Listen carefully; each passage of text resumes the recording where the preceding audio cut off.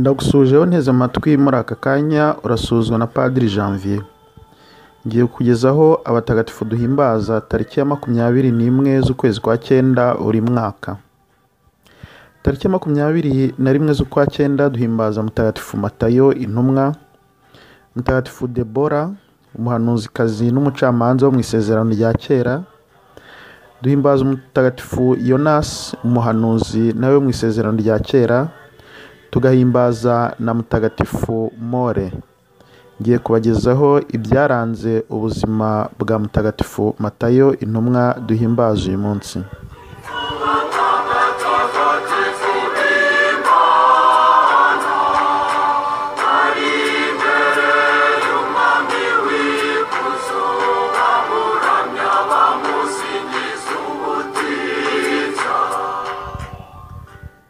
Matayo akomoka muri Galileya, ise akaba ari Alfeyi. Mu ivanjiri ya Mariko na Luka bamwita Levi. Yari umusoresha kuri gasutamo yari iherereye i Kafarinawumu ku butegetsi bw'Abaromani. Uwo murimo watumye bene wabo b'Abayahudi bamwanga, bakamubonamo umugambanyi kubera gukorera ubwo butegetsi bw'Abaromani. Igihe Yezu amutoye mu ntumwa ze, yamusanze yicaye mu biro bya gasutamo. Nuko aramubwira ati nkurikira. Undi ahera ko arahaguruka, asiga byose aho aramukurikira. Kugira ngo Matayo yereke Yezu ko yishimye, yamujyanye iwe amukorera umunsi mukuru wo kumwakira. Barasangira bombi bishimye, ari nako kandi basangira n'abandi benshi b'inshuti za Matayo. Hagati aho abafarisayi n'abigishamategeko bijujutiraga abigishwa ba Yezu, bababwira bati kuki musangira n'abasoresha n'abanyabyaha? Yezu aba ari we ubasubiza ati abazima si bo bakeneye umuvuzi, ahubwo ni abarwayi. Erega sinazanywe no guhamagara intungane, ahubwo nazanywe no guhamagara abanyabyaha kugira ngo bisubireho. Nyamara nubwo yakoreraga abanyamahanga, Matayo ari mu bantu bari bafite ukwemera kandi bagize akamaro, kuko uretse kuba ari muri bake banditse ivanjiri, usanga inyandiko ye ifite umwihariko. Kuko ivanjiri ye ahantu harenga 130 avugamo imirongo yo mu isezerano rya kera, ibyo bita citation mu rurimi rw'igifaransa.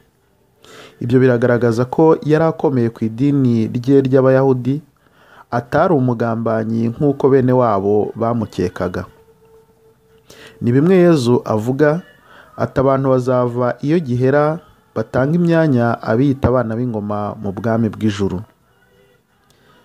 Yezu amaze gusubira mu ijuru, Matayo yabanje kwigisha muri Yudeya, hanyuma ajya kwamamaza inkuru nziza mu bihugu nka Misiri na Etiyopiya, ari naho bikekwa ko yapfiriye ahowe Imana.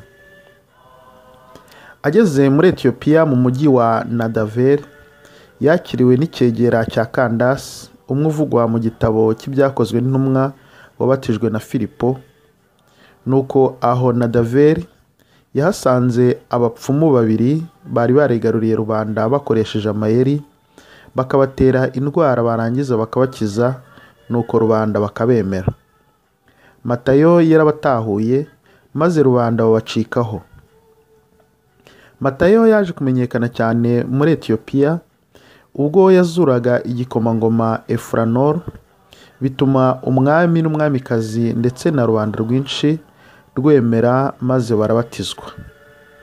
Icyo gihe umukobwa w'umwami witwaga Efigeni n'abandi bagenzi be b'abari biyemeje kubaho mu busugi, igisa n'umuryango w'abihayimana utangira ubwo muri Etiyopiya.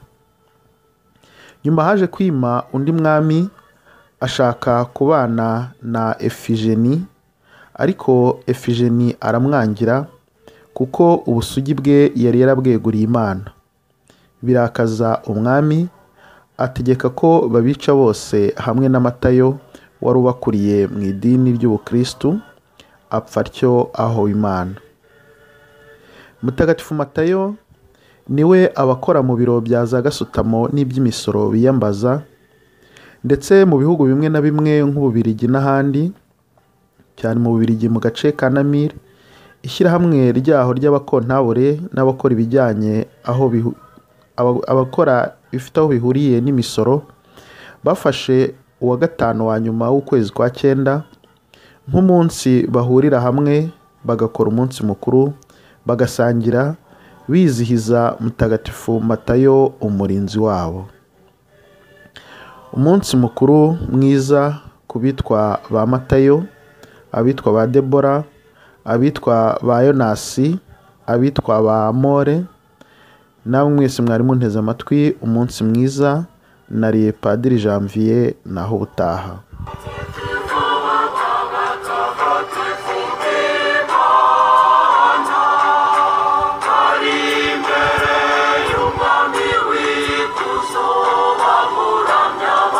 Singing.